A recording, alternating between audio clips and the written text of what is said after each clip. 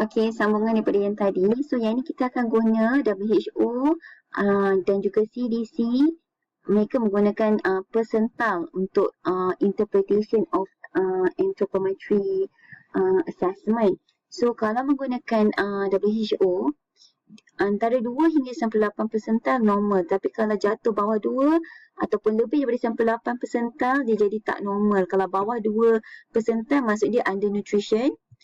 Okey, kalau lebih daripada 98 percentile, dia jadi overnutrition. So, dia punya details adalah seperti ini. Kalau indikator untuk length for age, kalau jatuh bawah 2 percentile, short stature. Kalau weight for height, kalau jatuh bawah 2, low weight for height. Sama juga ni, kalau weight for height lebih daripada 98 percentile, which is jadi high weight for height. Okey. Sama juga untuk BMI for age dan semuanya. Kalau antara 5 hingga 95 percentile, normal. Kalau lebih kurang daripada 5 percentile, jadi masalah yang berkait dengan undernutrition. Kalau lebih dari 95 percentile, berkait dengan masalah overnutrition. So, klinik-klinik di Malaysia biasanya pakai percentile. Tetapi biasa kalau kajian-kajian yang dibuat ke atas kanak, kalau kita nak buat research, biasa kita pakai Z-score. Okey, sebab apa Z-score? Kalau macam saya nak buat kajian ke atas kanak-kanak, saya lebih suka pakai Z-score sebab nanti kita mudah untuk compare antara negara kita dengan negara-negara yang lain sebab dia adalah dalam bentuk continuous data. Okey, kalau percentile ni dia dalam bentuk kategori, susah kita nak buat perbandingan. Tetapi klinik-klinik di Malaysia memang suka pakai percentile sebab interpretation dia mudah.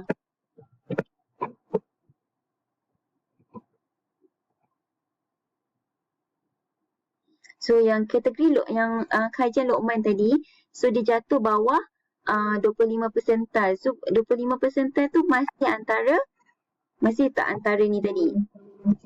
Antara 5 dengan 95 percentile. Ataupun 2 hingga 98. Luqman tadi pakai carta apa? Dia pakai carta CDC. Kalau dia pakai carta CDC, kita akan tengok menggunakan CDC Gross Reference Charge, which is kalau jatuh antara 5 hingga 95 percentile adalah normal. So, Luqman tu jatuh antara 5 hingga 95 percentile. So, normal. So, Luqman is not obese, overweight or underweight. Dia normal.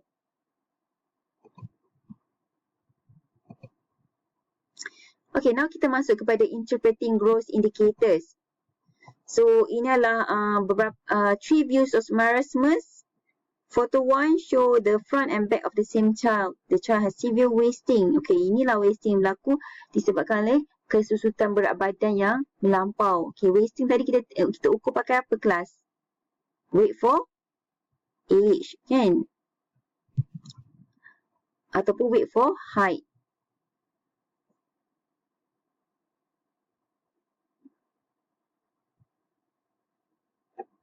Okay, so weight for height lah. Alright. Kesian kan? Kalau kita pergi berada di keadaan sebenar, kita boleh menangis tak sampai hati. Banyak sebenarnya di negara-negara miskin, negara-negara yang sedang berperang, banyak yang mengalami kesusahan berat badan akibat acute wasting, acute undernutrition. Alright. So from the back, the ribs and spine show folds of skin on the child's buttocks and thigh look like baggy pants. Okay, ni kanak-kanak 2 tahun, berat dia hanya 4.75 kilo. And then she could not stand for height measurement. She is severely wasted, right? So, kita patut bersyukur, kita patut rasa grateful sebab kita masih boleh hidup dengan adanya makanan, adanya keperluan, adanya support system walaupun masih kita lockdown. Jangan cepat rasa putus asa, jangan rasa kita tak significant. Please feel very grateful for us today, okay? Walaupun apa pun yang telah berlaku, okay? Membebel pula saya, okay? This is kwashiorkor. Okay, if you know kwashiorkor adalah disebabkan oleh apa kelas? Yang ni yang saya maksudkan berlaku edema, pembengkakan kaki.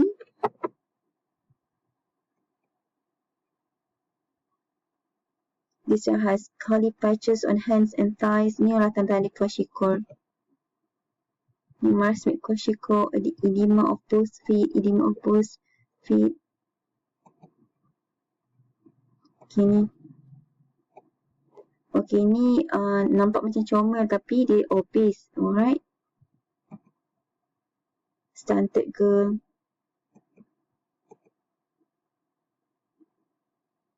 Okey, lagi satu selain tadi kita panggil percentile, kita ada juga Z-score. Okey, saya suka tanyalah dalam exam menggunakan Z-score.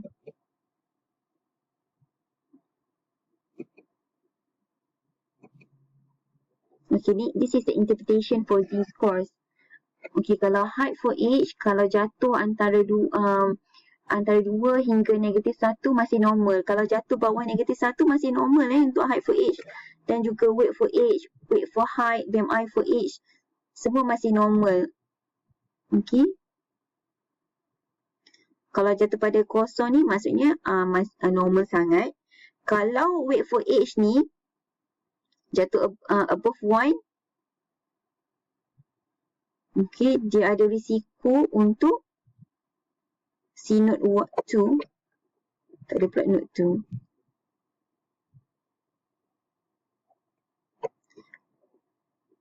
Okay, saya dah jumpa dah dia punya explanation.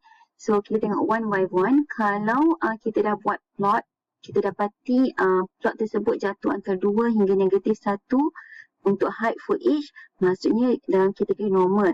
Tetapi sekiranya kanak-kanak tersebut bila kita plotkan height for age jatuh bawah -2, dia dah dikira sebagai stunted. Jatuh bawah -3, severely stunted. Alright? Kalau jatuh bawah atas 3, maksudnya dia mengalami masalah ketinggian disebabkan oleh masalah endocrine disorder. Okay. Kemudian weight for age. Kalau kita plotkan dan didapati garis titik tersebut, titik yang bertemu itu jatuh antara 0 hingga -1, maksudnya dia masih normal. Tetapi sekiranya dia jatuh atas 1, 2 dan 3, kita kata kena refer kepada weight for height ataupun BMI for age, sebab itu adalah lebih sesuai untuk melihat kepada masalah berlebihan berat badan. Ingat tak, kalau weight for age dia tak sesuai untuk tengok overweight ataupun obese. Okey, dia sesuai untuk tengok kalau mengalami masalah underweight dan severely underweight. Okey, nak tahu dia underweight ataupun severely underweight, mesti jatuh bawah -2 standard deviation ataupun bawah -3 standard deviation. Okey, kalau weight for height ataupun weight for length tadi, biasa kita guna bila dekat umur kanak-kanak tersebut kita tak tahu kan. So, bila kita tak tahu ataupun kita nak tengok masalah berkaitan dengan wasting, kita akan guna weight for height. So, sekiranya jatuh bawah 1, 2, atas 1, 2 dan 3, kira ada masalah berkaitan dengan overweight. Okey, kena ingatlah benda-benda ni. Kalau jatuh bawah -2, bawah -3, dikira sebagai wasted ataupun severely wasted. Dan kemudian terakhir adalah BMI for age, di mana kita boleh lihat masalah berkaitan dengan overweight, obesity ataupun underweight ataupun wasted ataupun severely wasted. So sekiranya jatuh antara 0 hingga -1 normal, tetapi kalau jatuh below -2, below -3, dia dah dikira sebagai wasted and severely wasted. Sama juga kalau jatuh atas 1, 2 dan 3, dia dah dikira sebagai possible risk of overweight dan obese. So you all kena ingat. Okay, ni dapat dekat mana? Dapat dekat e-learn. Dekat e-learn semua dah diletakkan bahan-bahan ini. Okay, dekat sini. Gross interpretation Z-score. Okay, kelas. Give 2 points of gross indicators. Apa dia?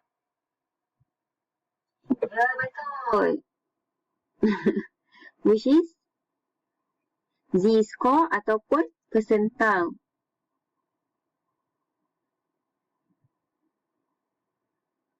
Give 2 most commonly used plotted points to assess. Salah. Saya salah. Give 2 points of cross indicators adalah wait for height ke ataupun wait for height for age. Yang itulah 4 points of cross indicators. Alright. Number 2, give 2 most commonly used plotted points adalah z-score dengan percentile. Dan nombor 3, Ahmad had a height for age lower than negative 2 SD. Maksudnya kalau height for age adalah berkaitan dengan tinggi, sekiranya bawah negatif 2 SD, dia adalah stunted. Okey, berbalik pada slide yang awal-awal tadi. So, kalau you tengok Ana ni, pada first visit dia, Ana was 2 years and 4 months. Okay, 2 years and 4 months. And then dia punya tinggi sampai 2 cm. Okay, so titik ni tersebut jatuh pada bawah apa ni? Warna oranye ni, bawah 1 SD. Okay, so pakai z-score kat sini, okay? Okay, so bila jatuh bawah 1 SD, dia punya interpretation dia adalah height for age dia adalah apa? Normal. Tetapi sekiranya Ana tadi kita plot-plotkan dapat dekat bawah merah ni. Bawah garisan merah ni. Okey, yang ni dekat sini kan. Tetapi kalau sekiranya pada umur 2 tahun dan 4 bulan, ketinggian dia 81 cm. So, dia dapati dekat sini. So, bila titik ni berada dekat sini, dia jatuh bawah negatif 2 SD. So, height for age, kalau jatuh bawah negatif 2 SD, dia kira sebagai stunted. Okay, faham kelas? Dan sekiranya Ana pada visit yang pertama itu 2 tahun 4 bulan, dia punya ketinggian jatuh pada 101 cm. Okey, dekat sini titik dia.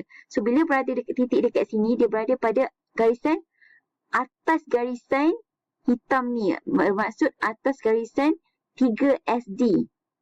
Okey, bila berada atas 3 SD, maksudnya interpretation dia adalah tak normal. Mungkin anak dia ada masalah hormone endocrine disorder. Alright? Faham tak kelas?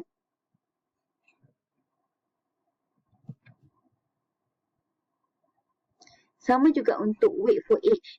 Weight for age, sekiranya kita plotkan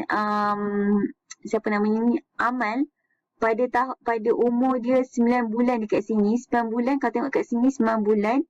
Lepas tu berat dia 8 kilo. Okay. So, dia berada betul-betul atas garisan warna oranye ni, which is negatif 1 SD. So, dia adalah normal.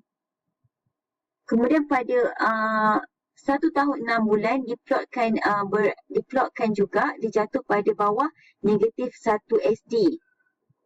Okey, dia masih normal sebab dia tak masuk lagi garisan merah negatif 2 SD. Okey, tapi apa berlaku sekiranya weight for age dia masuk bawah kategori bawah negatif 2 SD? Dia dianggap sebagai underweight. Alright. Tetapi sekiranya pada 1 tahun 6 bulan, plot dapat pada ketika itu berat dia 16 kilo. Okey. Apakah interpretation dia? Tiada interpretation sebab untuk overweight sekiranya kita plotkan berada pada atas 2, atas 3, atas 1, kita kena refer weight for height punya carta ataupun BMI for age. Okay, jelas? Okay, itu saja untuk lecture pada hari ini. Terima kasih.